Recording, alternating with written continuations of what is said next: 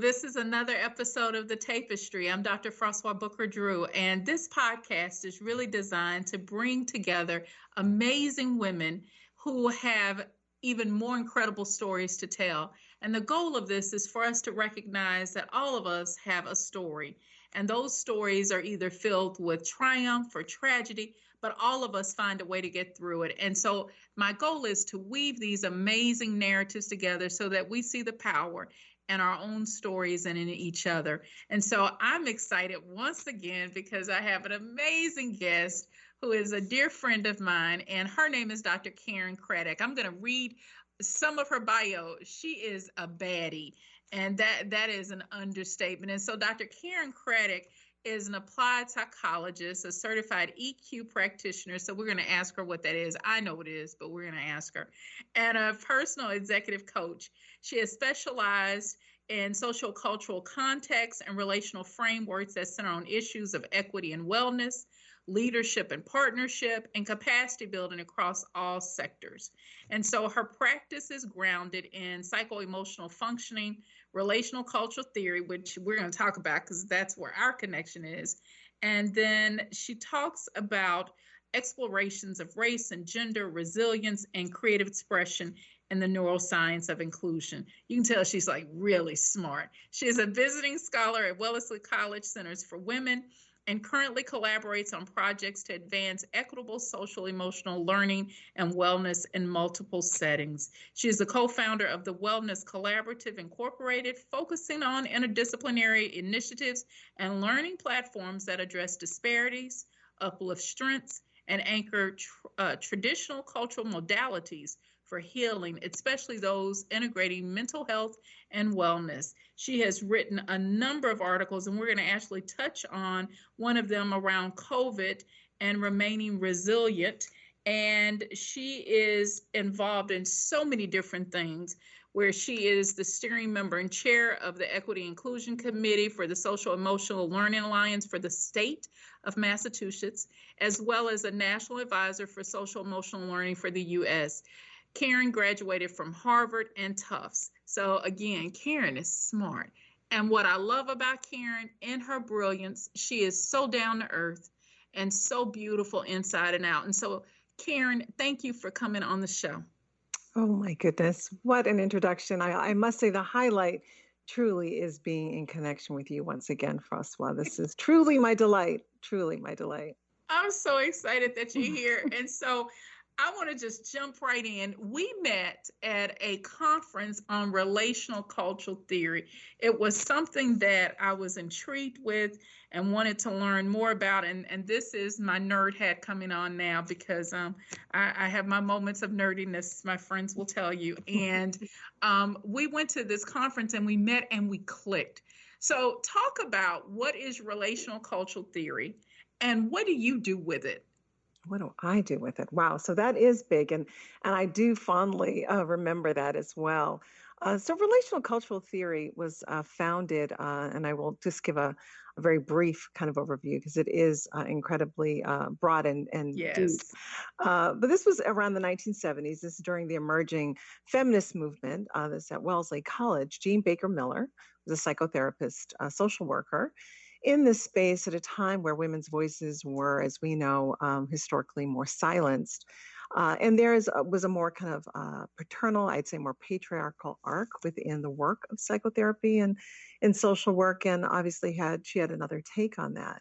So relational cultural theory really pushed against some of the more canonized ways of doing therapy and therapy output by centering relationship as being really core to transformative growth.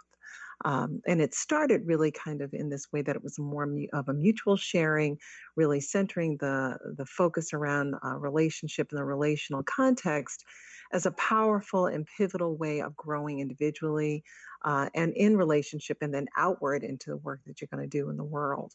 And so on that latter part, I'd say, as the work started to emerge, African American women, Maureen Walker as one, among others, really started to also challenge this idea of culture, that there was this more white or Eurocentric normative culture in place that also needed to be pushed against. And therein lies this hybrid of relational cultural theory really started to emerge, essentially challenging and defeating some of these social norms around individualism and greed and competition. It was very much centering this piece around empathy and mutuality, and really these pieces around these 5 good things. And so I might join this nerdy hat with you, Francois. So I don't know if you want to dive in. Let's go. Let's go in there. Let's go in there. So essentially, it's hallmarked by these what they call the 5 good things. Yes. And these were these areas where, again, looking at the scope of relational theory that extended beyond the personal and intimate relationships to look at the relational patterns that really shaped overarching structures. So the underlying goal of RCT is always trying to explore how these societal structures can be better and contribute to more peaceful coexistence. And in so doing, those core beliefs were really that we grow through and toward connection, that we do this in growth fostering relationships, and that we make sure that we're really centering power with versus power over relationships. And ways that those are signaled are in what we as relational cultural theorists and practitioners call the 5 good things. And so the first is there's a sense of zest and energy, some level of vitality that is really clear, a sense of enlivening energy that gets increased in this relationship. There's something about the basic features of it. There's an emotional quality that without it, these other pieces of having a healthy growth fostering relationship just couldn't exist. So it's a real anchoring piece that really points to the energy between. The second is a sense of worth, a sense of self-worth. So feeling recognized, acknowledged, and valued in that relationship. We know that we all develop a sense of worthiness, especially when we are in connection and communication with another being. The third is clarity. You should experience a sense of increased knowledge of yourself and the other person when you're in this relationship. There is some real effort and understanding that each person has made a step toward a fuller and more accurate picture of themselves and the other person. There is productivity. So productivity, there's the ability and the motivation to take action. And this is important, to take action both in the relationship, but also outside of it. So there's something really powerful when you're having this connection in a growth fostering relationship that you want to do more, you want to enact things within the relationship, but you're immediately also looking around you. What is it that we can do to kind of augment and uplift those around us? And the last is kind of this desire for more connection. It kind of builds on the last one there. Wanting to connect further in reaction to the satisfaction of this relational experience. And Jean Baker Miller's quoted as saying, I think it leads to wanting more and more of the relationship with this person with whom we value and we care about, but there's also motivation for more connection that becomes generalized to other people, beyond just those directly involved. So this expansive nature of RCT is really a powerful piece as well. And again, this was sitting in the space around the psychotherapeutic context, but it has since been expanded across sectors in different disciplines, in education, in coaching, in consultation. We can think program development. So there's elements here that also overlap with some of what you mentioned earlier as well, kind of these emotional intelligence, which is this EQ for short, or what we hear now often referred to as social emotional learning. So I'll say enough. That's enough for now, but I think we get the gist. But this is my thing, because even in my work and working in communities, I really try to look at how do you apply relational cultural theory. Right. And so it is something to be able to take a theory and have this practical application where quite often you're not able to do that. It Right. just is so academic, but this is something that all of us can do. And I think it goes to the fact that we're taught how to drive cars, we're taught how to, put our clothes on. We're not really taught how to have healthy relationships. Right. And so that's why I love this, because not only does it help you think about how to create that in your life, but then there's a neuroscience piece that demonstrates what happens when we're in relationship with one another. And so talk a little bit about the neuroscience piece, because I don't think people really understand that when you're in positive relationships, what that does for your well-being.